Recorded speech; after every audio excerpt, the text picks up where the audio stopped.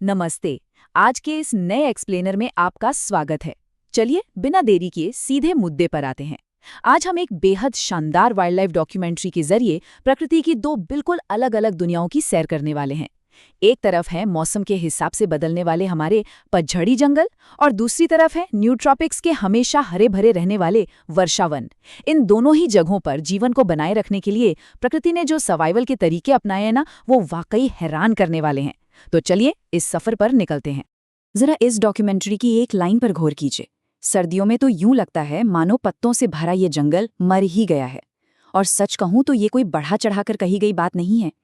जब कड़ाके की ठंड और बर्फ इन पतझड़ी जंगलों को अपनी गिरफ्त में लेती है तो पेड़ों के पत्ते पूरी तरह झड़ जाते हैं।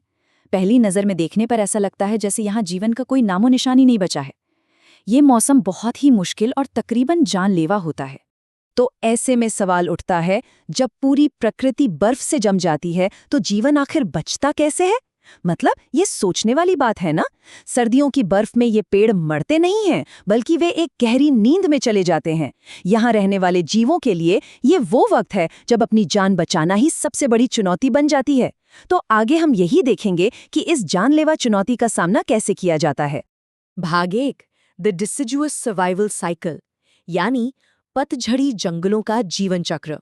इन जंगलों की ना एक अपनी ही सटीक लय होती है, एक ऐसा चक्र जो कभी नहीं रुकता। सबसे पहले आती है सर्दी, यानी गहरी नींद और खाने की भारी कमी का मौसम। फिर जैसे ही वसंत आता है, चीजें तेजी से बदलती हैं और जीवन पूरी रफ्तार से वापस लौटता है। और अंत में आता है पतझड़, मतलब कटाई और शानदार रंगों का मौसम, जहां जंगल सबसे ज्यादा समृद्ध होता है। ये सच में एक कभी ना रुकने वाली रेस है।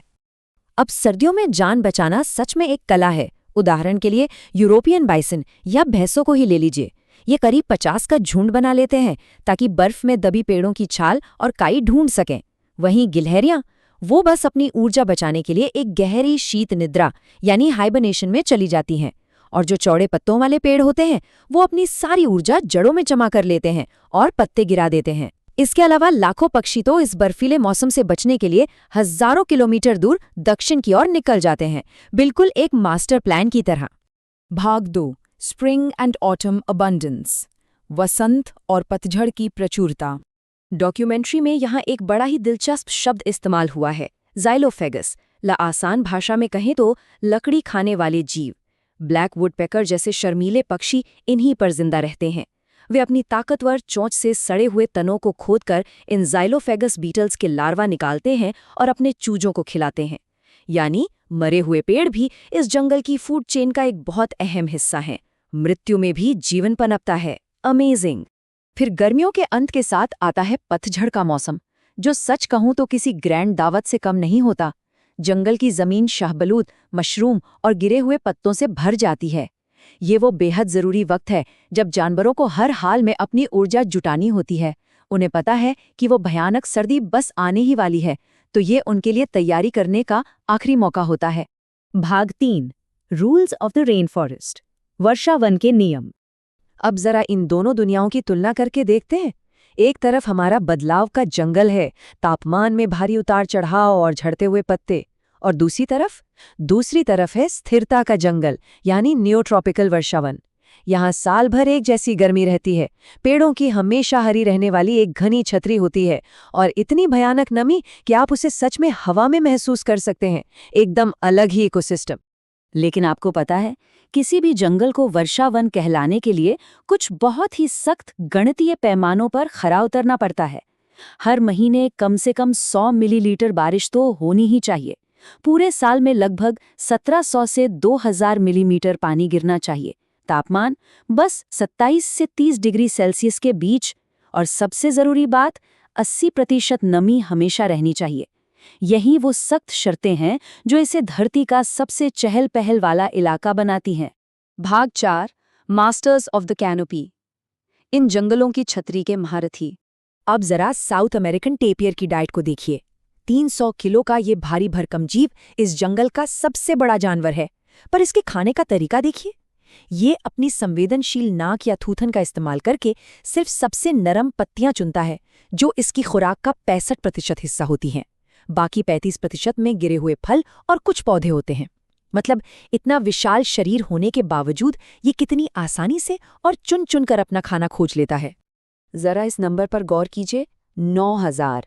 नॉर्दर्न टर्मैंडुआ, जो कि एक तरह का चींटीखोर है, हर दिन करीब 9000 चींटियां या दीमक खा सकता है। लेकिन, और ये बहुत कमाल की बात है, वो किसी एक जगह को पूरी तरह सफाचट नहीं करता। वो अलग अलग टीलों पर जाता है और थोड़ा थोड़ा खाता है, ताकि चींटियों की कॉलोनी बची रहे और उसे कल भी खाना मिल सके। सस्टेनेबिलिटी का कितना शानदार उदाहरण है ना। और यहाँ एक और चौंकाने वाला आंकड़ा सुनिए, 6000। सेंट्रल अमेरिका के इन वर्षावनों के सिर्फ 1 हेक्टेयर हिस्से में कीड़ों की 6000 से भी ज्यादा प्रजातियां पाई जाती हैं। इमेजिन कर सकते हैं आप, मात्र 1 हेक्टेयर में।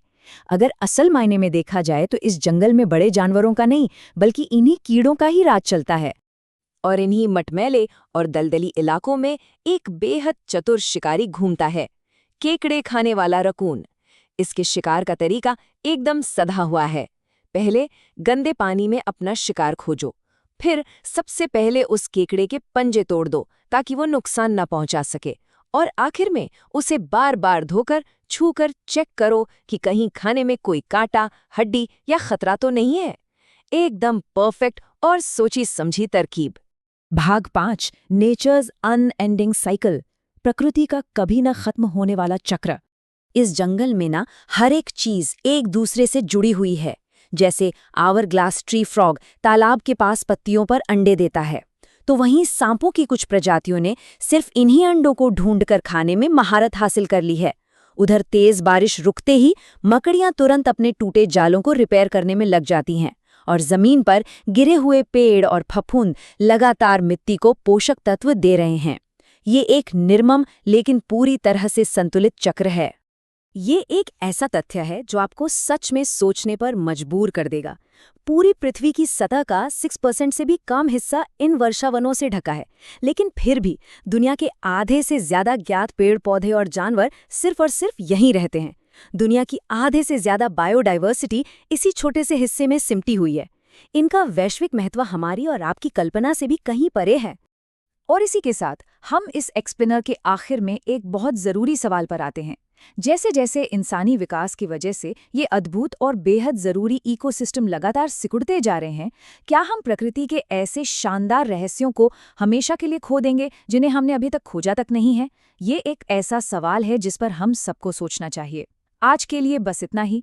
इस डॉक्यूमेंट्री के विश्लेषण में हमारे साथ जुड़ने के लिए आपका बहुत बहुत शुक्रिया।